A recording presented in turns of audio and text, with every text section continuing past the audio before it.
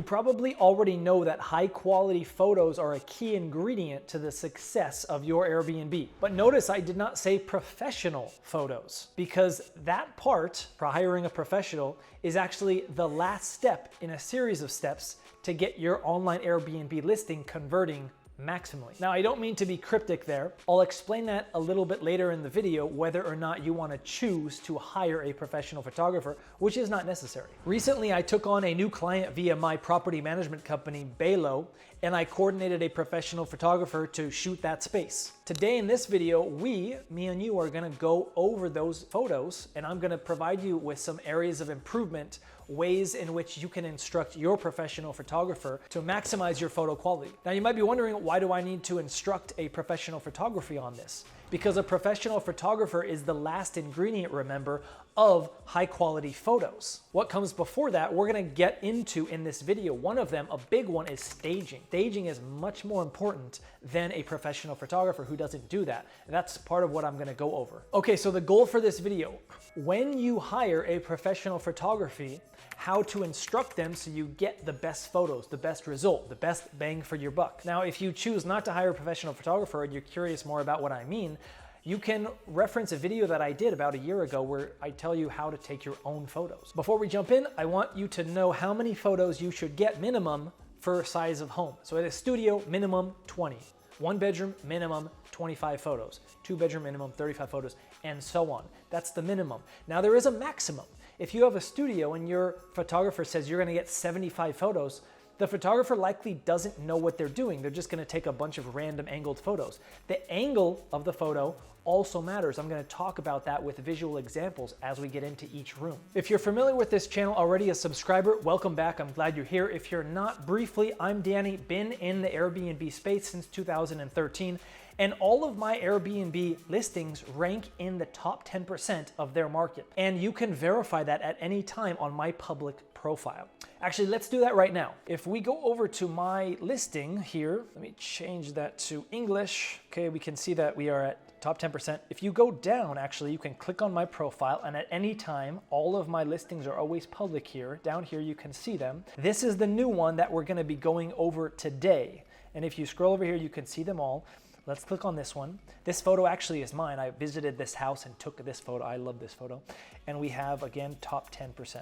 So without further ado, let's jump into the tips and the hacks, shall we? Now, the first tip I want to give you is one photo per space. I define a space not as a room.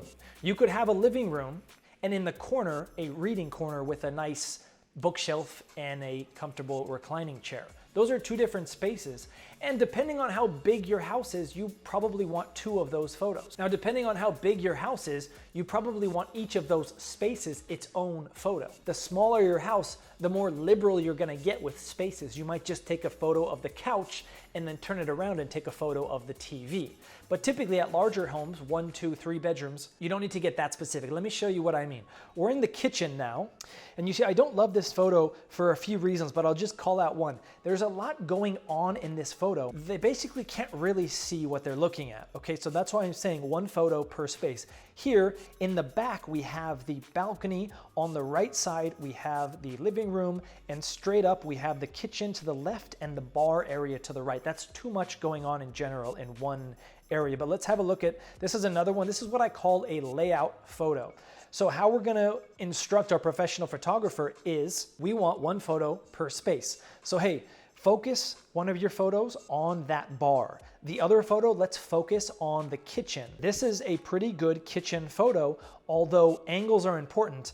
What's going on in the right side of this photo isn't really necessary. So what I want is the photographer to angle to the left. Okay, so this is a decent photo right here. We can see exactly what we're looking at. It's not too much, it's not overload. The guest, remember, when they're looking at your listing, they're not giving 5-6 seconds to each photo. They're going through pretty quick. Now, there is something to be said about the staging of this house. You know, there's nothing on the counters. It looks pretty sterile. We can fix that with a future photo shoot, but just in the terms of the angle, that's good here. All right, let's move on to the living room now. The one thing that irks me about this photo is this back of the chair, we have two backs of chairs. If I was with the photographer here, I would have taken that chair physically and moved it. This is what you're going to have to do with a proper photo shoot. Move furniture. That chair there serves no purpose, and it's like, it's pretty unwelcoming of a photo. You see how much better this is, even though I don't love it because there's too much going on. It's not the right angle. This is what I chose for the cover photo. Now, one of the tips is gonna be turn on all the lights. Open all the windows and turn on all the lights. That's a general rule. There's some specific when you might not want to do that. At the end of this video, I'm gonna give a cheat sheet with the 4 most important tips that I am talking about in this video. Here on the balcony, we have highlighted these air conditioning units. I would have liked to see an angle, the photographer step to the right and move the angle to the left. This is closer to what I have in mind. Moving over to the bathroom, we want to remove this trash can. I don't like to see trash cans in any photo. Trash cans don't look nice and they're unnecessary for the photo. This looks pretty plain. This is a staging thing.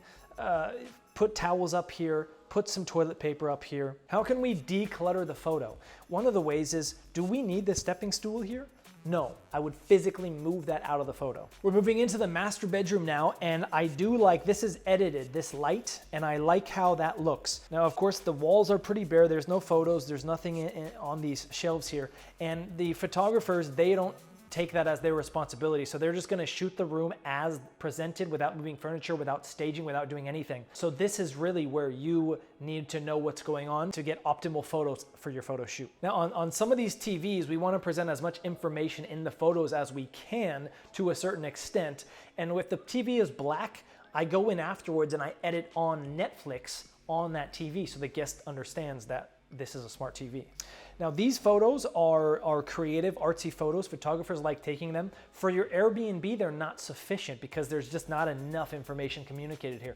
They could work for social media, for Instagram, but not for Airbnb, these close-ups. For the laundry room, admittedly, this is a pet peeve of mine. I'm at an Airbnb here in Dominican Republic and I had to go and buy my own laundry detergent.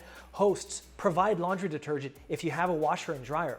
Provide laundry detergent. So if we do that, we might as well put it in here so the guests can see. As we move on to the office space, we have 2 photos, and you could probably tell me which one I'm gonna prefer more, and it's going to be this one because this space on the left side doesn't really add value to the focus of this photo, which is the office space. Sometimes, not always, we'll want a photo of the outside of the building. What I'm gonna do with this photo is I'm going to highlight the actual unit, which is this middle unit, and kind of gray out the other units so it's very clear to the guest what level they're on. Now, you probably wanna think twice about taking a photo of the front of the building. This is the back of the building, which isn't visible to the street. The front of the building, especially if there's an address on it, that poses somewhat of a security risk. Now, I wanna share 2 photos that I hate at the very end here. I call them awkward photos. Now this one, I don't know what we're supposed to be shooting here. There's just too much going on. The middle third, which is the action of the photo, is just like where you would walk. We have a bedroom in the back here. We've got the living room and the bar on the left. We have the dining room table on the right. This is kind of like a layout photo as I discussed earlier, but it serves no purpose. It's a layout photo that is focusing on nothing. Now you can already see there's still plastic on this bed and it's like, aye. That was probably my fault. I'll take care of that. But I would have loved it if the photographer noticed that and said, hey, do we want to take the plastic off of that? Now, on the right side here, we see the TV, and what I'm gonna do is digitally edit the Netflix on there. You can ask your professional photographer if they can do that for you, included in the price. But that's gonna communicate just a little bit more information to your FPG, future potential guest. All right, to finish out, pop quiz. Which one of these 4 dining room photos would I choose and why? Here's the first one, number 2, number 3, and number 4. I chose this one here.